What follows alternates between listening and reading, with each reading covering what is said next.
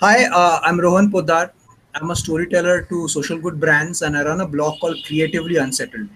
It's a place for ideas, insights, and storytelling for new age social entrepreneurship. Today, I have with me Manav Subodh. He's a co founder of a Million for a Billion initiative that focuses on raising an army of a million entrepreneurs to pull out a billion people out of poverty. Hi, Manav. Hi, Rohan. Manav joins us from Bangalore. Yeah, that's correct. I'm in Bangalore. Okay, thanks, Manav, for making time. It's 15th August today, so happy Independence Day to you and to all the viewers. And thank you for taking time on Independence Day. And I'm sure what you're going to speak is very relevant to the Independence Day. So let me get started. Manav, can you explain briefly a Million for a Billion initiative and who are the key stakeholders in this initiative? Okay, so a Million for a Billion is a leadership and an entrepreneurship initiative that aims to empower a million people so that they can drive a billion people out of poverty. What we are really trying to do is helping social entrepreneurs on one side and helping leaders on the other side. Really co-create business models for people at the bottom of the pyramid and drive them out of poverty. So the real stakeholders for us right now is, of course, people staying in the villages. I mean, they are the reason why we exist today. People staying in the underserved areas of the world, they are the reasons why we exist today. Social entrepreneurs of the world who are really want to take up their technologies, but they are struggling right now to take it to the last mile. They are our stakeholders today, and of course the governments, the multilaterals, the bilaterals who are already working on this agenda, and we are part of their team to make it all happen. So and of course the universities that are providing the intellectual capital and research work and publishing all this. There are our stakeholders. So yeah, those are the people, and that's the reason why we exist right now. So, if I understand this rightly, a Million for a Billion initiative is a facilitator, and it brings all these different key stakeholders of the social entrepreneurship ecosystem together in order to bring about change. Would that be a fair statement? Yeah, that's correct. So what we have is, I really like calling this entrepreneurship is just not for entrepreneurs.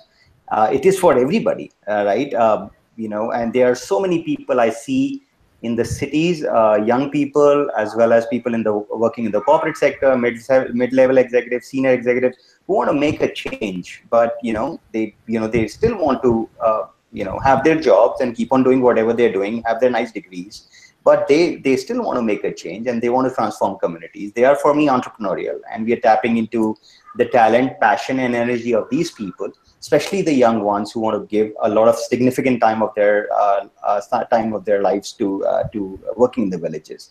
And the other side, we see entrepreneurs who want to make a difference, and they want to take their product and services to people in the villages. So we are sort of working with them as well. So the idea really is that we are providing a platform for entrepreneurs, for leaders to really take this to the next level and come and really create an ecosystem that can transform people in the underserved areas of the world.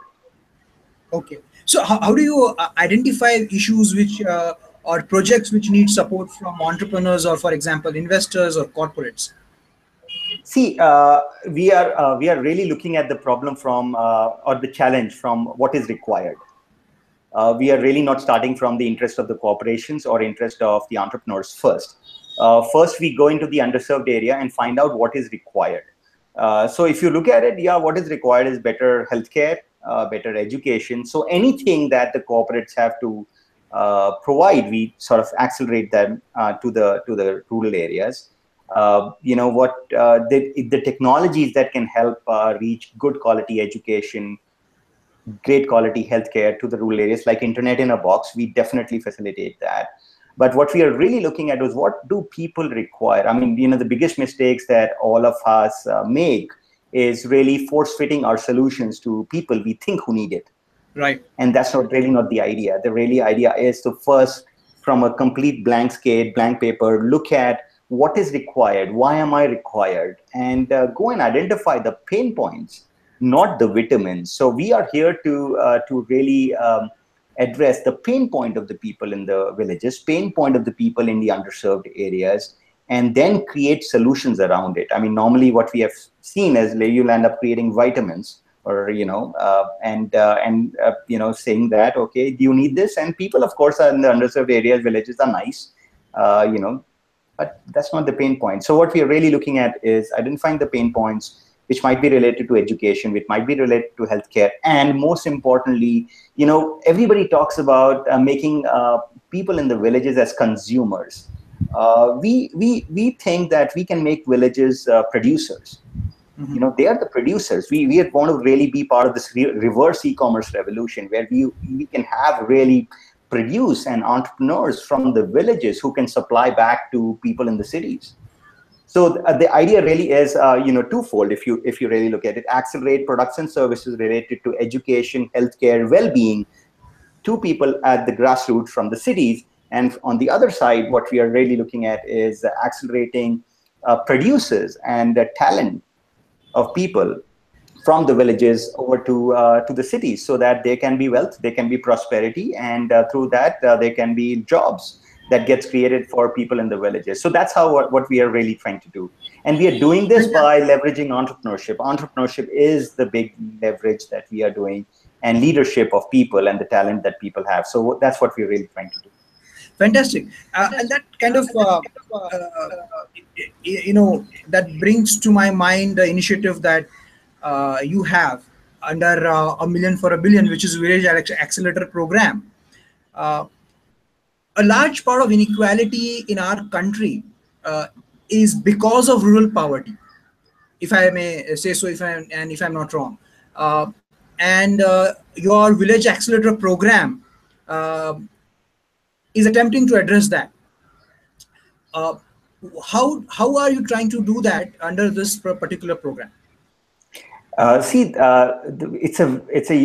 a experiment that we did last year, in partnership with UC Berkeley. So I was the Garwood Innovation Fellow at UC Berkeley, and I got this phenomenal opportunity to work on a smart village initiative with the state government of Andhra Pradesh. I mean, Mr. Chandrababu Naidu, the Honorable Chief Minister, was a big supporter of this initiative.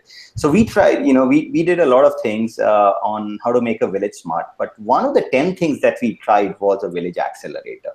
And that really was my passion. My passion was that, I've been part of the UC Berkeley ecosystem for the last 10 years.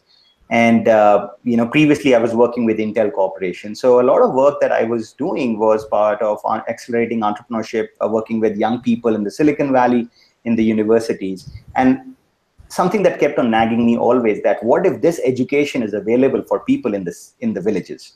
And that's what, we tried last year in a Village Accelerator, to that same education, same lean startup canvas model, everything the same, and without compromising on the quality, delivered it to people, young people from the villages. And that's where things really started happening. We, in like 4 months, created 7 entrepreneurs and 16 jobs. Now, I don't know how that number looks to you, but working for over 10 years in my corporate job, I didn't report those numbers. I must admit that. And here we were reporting those numbers like in 4 months. And that sort of got all of us excited, and we said we need to rapidly scale this up. So we took that model to the United Nations, we took that model to the Tata Trust, we took that model to Department of Science and Technology, Government of India, and today we have a wonderful partnership. The Village Accelerator is called the Startup Gurukul, and the idea really is to take the startup revolution in a Gurukul format, in an informal format, to people in the villages, and and give them technologies, give them access to markets, and give them access to even entrepreneurs who can help them be successful in their villages. So that's what we do now. So Startup Gurukul is an initiative that we started with the Tata Trust backing, with Department of Science and Technology. Of course, the UN is really backing this us.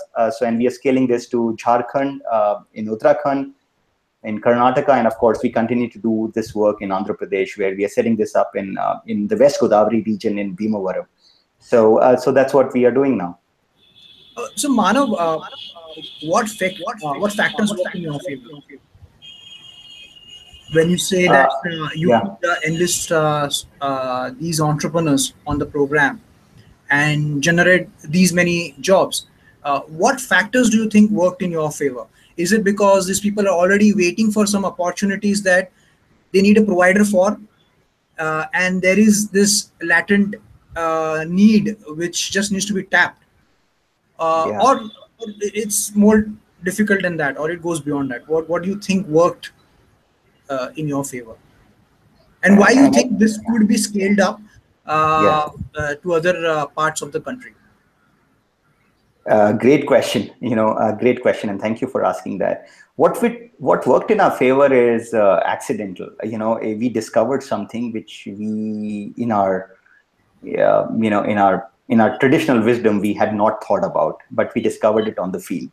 The field was the word innovation. Now, when you think of innovation, you think of technology innovation, right? What's the technology? What's the product? What's the idea? Right? And all of us have been focused on innovation, and that's what the hackathons, all the ideation workshops, the accelerators, all are all about in the cities. What's the big idea? What's the IP? What's the secret sauce? Right? And then you take that to the villages. Well, what really works is business model innovation, right? Those people really know how the financing works. They really know what price points work. They really know, what distribution systems work. They really know how the word of trust works, right? And that is impossible, for a city entrepreneur to really co-innovate, right, or invent, right? So what we really did was very simple. We looked at these entrepreneurs who had great technology innovations from the cities, but we're finding it hard to scale it up in the villages because it's hard to scale it up. There are 680,000 villages in India, right? How do you scale it up? Do you employ those many people? Well, that's like massive workforce. You can't do that. And plus, you don't know the ecosystem. You don't know the language. You are not from there. And India is a diverse country. Right. And so what we just did was, went to the people in the villages and saying, you become business model innovation guy along with a technology innovation guy. So we co-created this kind of a process using a framework that we developed. We developed a new curriculum which helped the social entrepreneurs with technology innovation and social entrepreneurs from the village on business model innovation sort of co-create a process which sort of helped both of them. So it's like, we are creating a micro entrepreneurship model. We are creating like an Uber model for water purification, Uber model for energy. At the same time, then we are looking, at least changing the paradigm and saying, okay, the producers coming from the city, how can we really have e-commerce platform which are really reverse, and have the produce goes from the villages to the cities. And we did an experiment on cashews. And that was phenomenal. The village that we worked in really produced a lot of cashews, and that got sold to one of the biggest five-star hotel chains in Hyderabad. So you really look at it. You complete the, you really start thinking differently. And this is not what at least we were trained to do in our corporate jobs. That is Much of something that this I not is thought about. discovery led. Much of this Sorry, process is discovery led. it's completely discovery Much of led. this process is discovery led. That's correct. I mean, you have to think from a customer standpoint. Who needs you, right?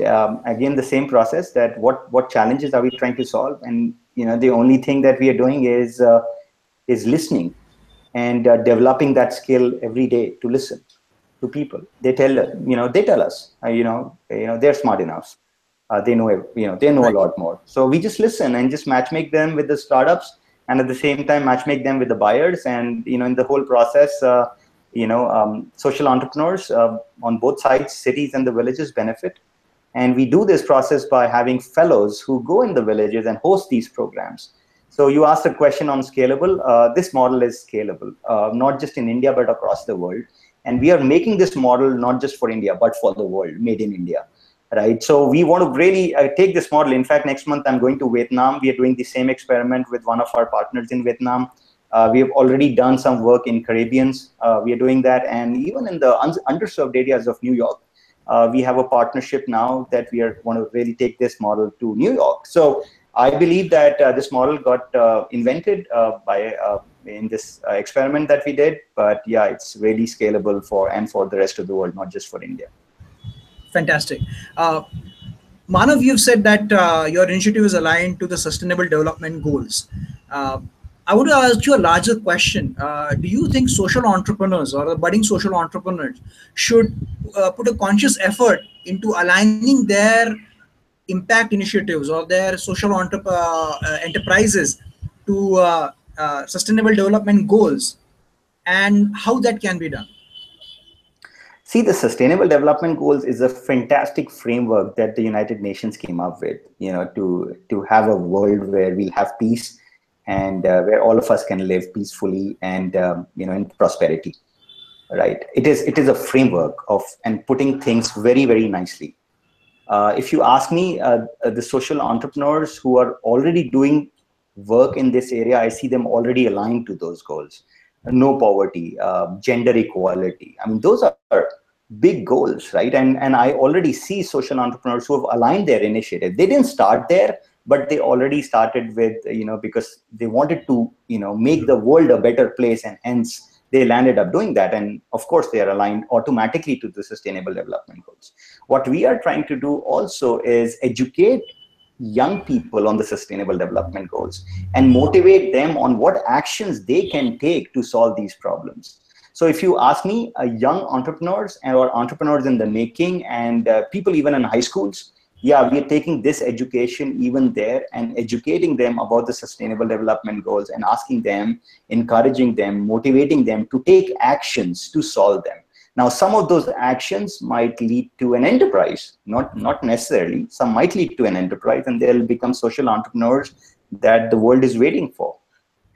So that's how we start. So we really leverage the Sustainable Development Goals as a framework to align our initiative and to communicate in a way that we can motivate a lot of people to take action in order to fulfill the Sustainable Development Goals. Right. Fantastic. Was a roadmap for $1 million for a billion initiative going ahead? I really don't know if I can answer that question. We are sort of pivoting by the year. We just find out where we are required the most. So yeah, this template is working now in India. We'll now try this template in Vietnam. We'll try this in the US. The same template may work, a different version may work. But answering your question, yeah, we really don't have like a secret sauce. Like there's no secret sauce. I mean, it's like a social initiative that we have come up with. The idea really is to empower people at the grassroots and accelerate technologies from the cities into the rural areas, and also encourage economic activities between the so-called bottom of the pyramid and the top of the pyramid. But we just exist. We'll just see what we are relevant for. But yeah, we will be expanding this initiative more in India. In partnership, we have phenomenal partners now. We're getting great traction, and let's see how we can scale this up in other parts of the world. The idea really is to scale it in more countries, and give this framework for other organizations to partner with us and co-create what makes sense. Right. Thanks, Subodh, for making time and talking to us. And may you go from strength to strength. And I wish you all the best and happy Independence Day once again. Thank you for your time. Yeah, thanks. And this is like a great use of Independence Day, right? A great opportunity. Thank you for having me on your talk. And yeah, the idea really, like to end with this note: independence for people to create their own jobs, independence for people to create their own livelihood, independence to create your own destiny. And that's why we exist. And that is the vision that we have, that can we activate people and empower people to do that, create their own life and be independent. So thank you very much, and have a great Independence Day. Thanks, Rahul, for having me on your talk. You too. Thank you. Bye-bye. Thank you. Bye.